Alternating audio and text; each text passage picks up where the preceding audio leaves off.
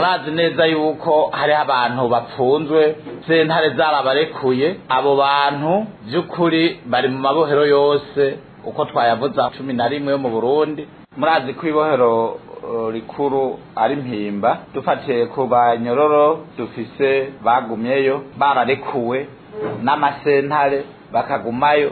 Mu ibohero rya Mpimba hariyo abanyororo barenga 100 barekuwe baca baguma bapfunzwe. Abo turabiyiziye neza kandi n'ivyemezo turabifise, n'amazina turayafise, n'amasentare yabejeje turayafise, n'abashikiriza amanza babagumijeyo turabafise. Tukavuga rero n'ivyo uko biteye isoni n'ubwoba aho umucamanza rekura, aho sentare kandi iri hejuru ya procureur, kuko procureur mu busanzwe aba ari umuburanyi mu bandi, atsinzwe ntashiraho inayo ishize uwo muntu yidegembya. Ntitwotera imbere dufise ubutungane bufise imyifato bene iyo yo kunyinyana, aho tuvuga ati akamaramaza naho na sentare ntahinyuzwa. Iyo yejeje umuntu usanga by'ukuri uwo muntu yagumye mu ibohero. Tubasabye rero abashinga amateka n'abakenguza amateka ko bogira visite mu mabohero, mugabo ko babo abanyoro badashobora kwideplaza ngo basange abashinga amateka mu Kigobe. Tubateye akama, niho bofata ingingo zibereye kandi niho bomenya ibibazo babaza umushikiriza amanza kizigenza wa Republika, niho bomenya